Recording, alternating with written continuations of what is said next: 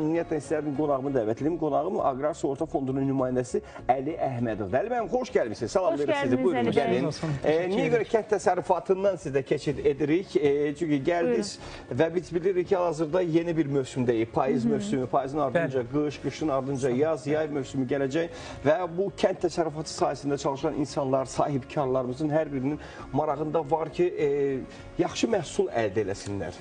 Bu yaxşı məhsulu əldə eləmək üçün əziyyət çəkirlər, istər-istəməz diqqət göstərirlər.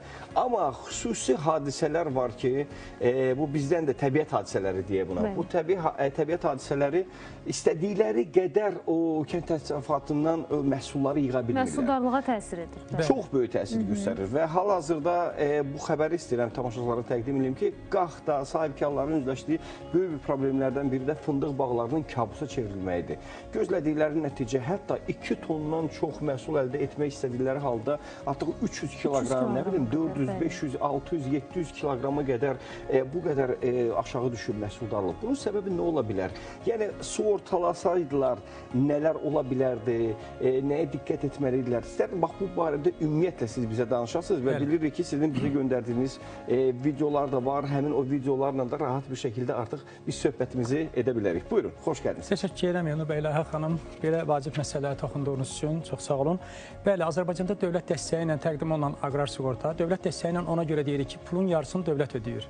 Sığortalanma zamanı, təsəvvür edin, biz maşınımızı sığortalayanda tam ödəyirik, elə bilir ki, onun pulun yarısını. Bu çox böyük dəstəkdir. İndi danışdıqca bəzi məsələləri qeyd edəcəm. Olduqca cüzi məbləğə sığortalamaq olur. Təsəvvür edin, Qaxda fındığı 1000 manatlığı fındığı sığortalamaq cəmi 10-12 manata başa gəlir. Təsəvvür edin. Yəni, belə kiçik məbləğlərləndir. Biz o vəziyyətdən xəbərdarıq. Fındıq bağları, ümumiyyətlə, keçən il Qaxda çox böyük qarğıdalı sahəsində çox böyük dolu vurmuşdu. Sanki qarğıdalı sahəsini mişarla kəsmişdilər. Güllük kəndi və Əlbəli kəndlərində olmuşdu bunlar. Biz keçən dəfə həmin kəndlərə getdik. Məlum oldu ki, çox böyük ziyan dəyibdir, amma sığortalı adam çox az idi. Sığortalılara biz ödəniş vermişik orada. Fındıq bağlarında da onun kimi çox kiçik məbləğə sığortalamaq olar. Biz aqronomlarla istifadə etmədiyinə görə həmin fermerlər bir dəqiq səbəb göstərmədilər ki, səbəb nədir? Çünki buradan üzümü bizim fermerlərə tutmaq istəyirəm. Bu çox ciddi bir işdir, onların məşğul olduğu işdir və onlar böyük zəhmət qoyurlar il boyu və onların təkcə özünün ailələrinin də gəlirləri, bütün planları buradan gələn məsələlər vardır. Ona görə də biz istəyərdik ki, onlar hökmən aqronomlardan istifadə etsinlər. Təsəvvür edin, biz özümüzü müalicə edə bilməliyik evdə, hökmən həkimə getməliyik. Avtomobilimiz xarab olanda heç vaxt özümüz düzəltmirik, ustaya aparırıq.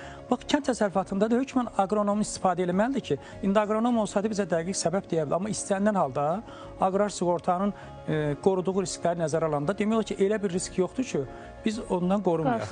Əslində, bu sahədə çalışan insanların hər biri bilirlər ki, məsəl üçün, əgər ağacda zəifləmə varsa demək, qurd düşüb gübrələrin vaxtında vermək lazımdır. Yəni, bunu sadəcə olaraq belə düşünərək edən aqronomlara müraciət etmirlər. Amma etsələr daha rahat bir şəkildə və uzun ömürlü məhsuldarlıq əldə edə bilərlər. Bəli, çoxu uzun müddət bu sahədə çalışır və hesab edir ki, bu sahədə hər şey bilir. Amma aqronomiya böyük bir elmdir, çoxlu detalları var. Elə hadisə var ki, 5-6 ildən bir baş verir. Yəni, fermer ancaq başına gələnləri öyrənib, amma yeni hadisə olanda onun qarşısında köməksiz qalır. Məsələn, fındıq bağlarında biz bir neçə dəfə ödəniş eləmişik. Həm orada su basma olubdur. Biz ilk baxışdan deyirik ki, su basma yaxşıdır əslində, su amma yox. O ağacın kökünün kök boğulur suda. Vaxtında çəkilməsə ağacın kökü boğulur torpağın altındakı və ağac qurumağa gedir. Bundan sonra fırtına olur, qasırğa olubdur. Hətta bizdə belə bir hadisə olub ki, fermer fındıq yetişibdir və gecə gəlib onu yığıblar. Və bu oğurluq belə deyək, üçüncü şəxsin hərəkəti ki, biz ondan da veririk. Yeri gəlmişdi, Alça bağında da belə şey olmuşdu. Biz ondan ödəniş vermişdik. Yəni, belə ağla gələn, gəlməyən bütün əsas risklərdən biz sığortalayırıq və çox tövsiyə eləyərdik ki, fermerlər bundan istifadə eləsin. Bəs hansı sahələrə daha çox diqqət yetirirsiniz? Kimlər sizə müraciət edir? Hansı bağlar, məsələn, alma bağları olsun? Hal-hazırda bilirik. Bax, istəyərdik ki, bu barədə də bizə məlumat verəsiniz. Bax, ekranda bizim ekspertin alma bağına dəyən zərəri necə araşdırdığını görürük. Bizim ekspertlərdən biridir. Almaya qurd düşüb, zərər vericidir. Baxın, o yaxınlaşdırır, lap yaxınlaşdırır və tapır ki, orada hansıdır, şəklini çəkir, qeydə alır. Sonra isə bax, belə zərərləri hesablayır. Yəqin ki, növbəti davamı ilə bağlı proqnozlar da verə bilir. Əlbəttə. Deməli, mən Qaxdakı mövzunu kiçik bitirim. Buyurun, buyurun. Qaxla bağlı onu deyə bilərəm ki, biz 2022-ci ildən 23-24-cü illərdə qalxda ümumiyyətlə 155 min manatlıq ödəniş vermişik. Bu ödənişlər aiddir buğdaya, qoz, fındıq, üzüm, arpa, bax bu məhsullara aiddir.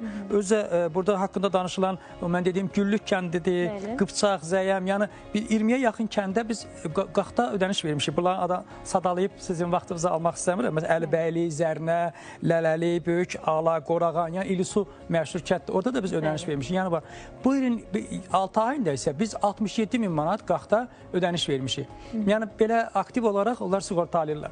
Proses necə gedir? Tutaq ki, bir fermer bunun, məsəl üçün, meyvə bağı var. Bu meyvə bağından 15 ton meyvə gözləyir. Və bütün fermerlər bilirlər, elektron kənd təsərrüfatı informasiya sistemi var.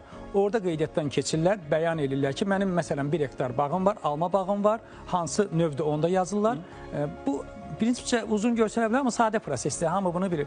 Və deyir ki, mən bu 10 ton almanı məsələn 2 manatdan satacağam, 20 min manat mənim gəlirim olacaqdır. Bu artıq bəyan edilir.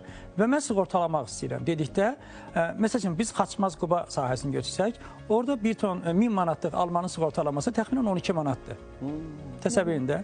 Bu 20 min manat alacaqsa 240 manat verir sığortalayır 1 hektarı. Təsəvvür 240 manat əslində 480 manatdır. Sadəcə dövlət o pulun yarısını ödəyir. Qalan 240 manat verir, bu 20 minin yanında bu 1%-dir. Verir. Sabah hadisə baş verdi. Məsələn, indi bizim kadrada da göstərdiyi kimi fırtına oldu. Hadisə çox ola bilər. Almanın yığılmasına az qalmış, şaftanın yığılması. Bax, burada külək vurub bunların bütün məhsullarını yerə töküb görürsünüz də. Biz oradakı yerlərdəki məhsulları saymışıq, belə də neçə faizi yerə tökülüb, ekspert bunu sayır. Yerə tökülənin və gözlənilən məhsul nə qədər idi, ağacın üstündə qalan məhsul nə qədərdir, onu hesablayırlar. Fərqin pulun biz fermerə ödəyirik. Bu formada olur. Nə var ki, məsələn, bəli, 20 min manatlıq məhsul gözləyirdi, ağacın üstündə qalıb 15 bin manat, deməli bu 5 bin manat ziyana düşübdür, fermer bizdən 5 bin manat ödəniş alır. Bax, proses bu cürə gedir.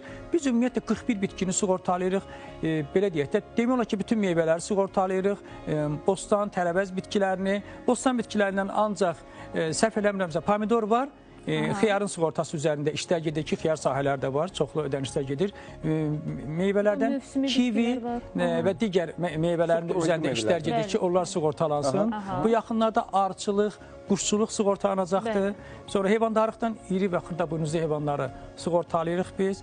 Xırdabuynuzlu heyvanları bizi fermerlər dinləyirlər. Nə qədər kiçik olduğu məbləği demək. 300 manatlıq qoyun, hansı ki qoyun və ya keçi, onun sığortası illik 7 manatdır cəmi. Təsəvvür edin, ayda 60 qəpik düşür. Fermer üçün bu olduqca kiçik rəqəmdir. Və onun elə aylıq yeməyi 15 manatdır qoyunun, yəni və yaxud da inə. Yəni belə dövlətin bu dəstəyi olduqca faydalıdır. Amma bundan yararlananlar və yararlanmayanlar var. Yararlanmayan çox böyük belə bir üzləşdikləri problemdən çıxış yolu axtarırlar və dərhal da indi baxın, o qaxdan danışdıq, yenə də bu mövzuya geri dönüşək. Amma biz indi sizinlə öz sahənizdən də danışacaq ki, fındıq bağlarının kabusa çevrilməyi, onlarla üzləşdikləri problemlərdən rahat bir çıxış yolu ola bilərdi əgər sığortalasaydılar. Çünki məlumatlarda biz gördük ki, onlar öz bağlarını sığortalamayıblar. Bəli, bəli. Ən pis hal odur. Bu dəfələrlə olubdur. Biz əslində fermerlərə həmişə onlara deyirik, ümumiyyətlə həmişə tövsiyə edirik. Onların gözəl bir alət var, həmişə onun yanında olsun. Bu kalkulyatordur. Onlar həmişə hesablasınlar. Hissləri qoysunlar kənara, belə ancaq hesablasınlar. Hesablayanda hər şey ortaya çıxır. Təsəvvür edin, bir fındıq bağına baxmaq, yəni hazır mənim fındıq bağım var, o öz-özünə bir yetişmir. Ona gübrə vermək lazımdır, budamaq, müxtəlif. Bir fındıq bağına baxmaq ildə 1 hektarına azı bir 600, 700, 800 manata gəlib çıxır. Fermer onsuz da bu pulu xərcləyir. Təsəvvür edin, onun üstünə o 2 tonu nəzərə alsaq, haradasa bir 30 manat, 40 manat da əlavə edib sığortalaya bilərdi. Özdə ki, siz təsəvvür edin, mən fermerəm, qaxdayam, tutaq ki, lap qaxın üzərindən misal çəkək. Mən öz fındıq bağımı sığortalamaq istəyirəm. Fındıq qiyməti arası 2 manat, 2 manat 50 qəpikdir. Ondan nəzər alanda 4500 manatlıq məhsul götürəcək. Biz lap maksimumdan götürək, tutaq ki, 50 manat sığorta haqqı ödəyir. Baxın, nə baş verir? Fermer 50 manat ödəyir. dərhal 50 manat dövlət ödəyir. Yəni fermerin hesabına baxaq sayğacına, dövlətin sayğacına baxaq. 50 manat ödədi və salam dayandı. Dövlət 50 manat ödəyir, onun yerinə sığorta. Sonra sahəyə baxmaq üçün bizim ekspert gəlir. Bakıdan Qaxa gəlir və yaxud da yaxın bölgələrdən. Ekspertin yol pulu ayrıca ödənilir dövlət tərəfindən fermerə. Yəni fermer ödəmir onu. Və xidmət haqqı ayrıca ödənilir. Təxminən 150 manat da burada dövlət ödəyir. Baxın, dövlət artıq 200 manat ödəyib, hadisə baş verməyib hələ ki. Fermer 50 manat ödəyib və sakit dayanıbdır. Hadisə baş versə, yenə də bunun ödənişi dövlətin üzərindədir. Hansı vəziyyətdə, hansı şəraitdə sığorta olunmur ərazi? Yəni sığorta qarşılamır. Qarşılamır. Deməli, necədir? Birincisi, əgər sahədə hadisə baş veribsə, biz qarşılamırıq. Belə hallar bəzən olur ki, meyvə ağacını, meyvə bağını şaxta vurur, bu qışda olur. Və fermer şübhələnir ki, deyəsən onu şaxta vurdu, belə fikirləşir. Və fikirləşir ki, bəlkə sığorta edim, sonra deyərəm ki, hadisə baş veribdir. Elə olanda bu təcrübədir, neçə illər boyu yığışıb. Ona görə də hadisə belə hallarda olanda dərhal bizdə hava məlumatlarına baxırlar ki, həmin bölgədə şaxta olubmu? Yəni, həmin bölgədə xarakterik risklər var. Olubmu? Tutaq ki, dolu yağıbmı? Olubsa, artıq ekspert göndərilir, gedir ora baxır. Məhsulları əvvəlcədən bilmək olur da, aqronomlar onun üçün lazımdır. Baxırlar, görürlər ki, hə, burada artıq hadisə baş verib, bunun əlamətləri var. Ona bildirirlər ki, yox, bu hissəni sığorta eləmək olmaz, başqa hissəni olar. Biz, məsələn, 2024-cü ildə 720 min manat meyvə bağları üçün ödəniş eləmişik. Onun 130 min manatı şaxta vurma üçündür. Yəni, bax, belə olur. Quraqlıqdan sığorta yoxdur bizdə. Niyə yoxdur? Quraqlıqda dünyanın heç yerində sığorta yoxdur. Bizdə də onun kimi. Torpaqlar iki yerə bölünür. Meyvə bağı salmışıqsa, deməli, burada su var ki, meyvə bağı salmışıq. Burada quraqlıq sığortası ola bilməz. Çünki su var burada. Torpaqlar isə iki yerə bölünür. Suvarılan, dəmiyə. Suvarılanda artıq suvarılan torpaqdır. Burada su olmalıdır. Su yoxdursa, bu kiminsə günahı üzündən ola bilər. Tutaq ki, əraziyə baxan, su işinə baxan hansısa bir qurumda hansısa mühərrik xarab olubdur. Və həmin vaxtı fermer suyunu ala bilməyib, onun əkini quruyubdur. Bu zaman nə baş verir? Bu quraqlıq yox, üçüncü şəxsin hərəkətidir. Kiminsə günahı üzündən deməkdir üçüncü şəxsin hərəkəti. Onda nə olur? Araşdırılır, məlum olur ki, o mühərrik işləməyibdir. Aqrar Sığorta Fondu deyir, problem yoxdur. Fermerə deyən zərəri qarşılayır. Sonra mühərrikə kim cavabdehidir, kim onu istismarın normal vəziyyətdə saxlamalıdır, onu məhkəməyə verib, fermerə verdiyimiz ödənişi biz ondan alırıq. Oxşar hadisə harada olur? Kiminsə inəyi, qoyunu girir, kiminsə sahəsinə ziyan vurur. Əvvəllər necə olurdu? Fermerlər arasında mübahisə, polisə getmək, məhkəmələrdə uzun müddət sürünmək, bu proses yoxdur. Aqrar Sığorta Fondu təsdiq olunan kimi ki, bu heyvan doğrudan da gəlib, bunu polisin araşır, dərhal ödənişi eləyirik. Sonra da heyvanın sahibindən həmin ödənişi alırıq. Təşəkkürlər gəldiyiniz üçün, minnətdaram və ətraflı bizə məlumat verdiyiniz üçün də təşəkkürlər bildirmək istəyirəm. Aqrar Sığorta Fondunun nümayəndəsi Əli Əhmədovla çox maraqlı söhbətimiz oldu. Bu sahədə bildiyimiz və bilmədiyimiz məqamları buradan söyləmiş olduq. Odur ki, əraziniz varsa, kənd təsərrüfatı ilə məşğul olursunuzsa, sahibkarlıq fəaliyyəti ilə məşğul olursunuzsa, mütləqdir ki, öz ərazinizi sığortalayın. Çünki sonra bunun müsbət tərəflərini görəcəksiniz. Yararlanacaqsınız, amma vaxtında sığortalamaq lazımdır. Çox sağ olun gəldiyiniz üçün. Hal-hazırda fasiləyə ayrılacaq. Fasilədən sonra yenidən bərabərik.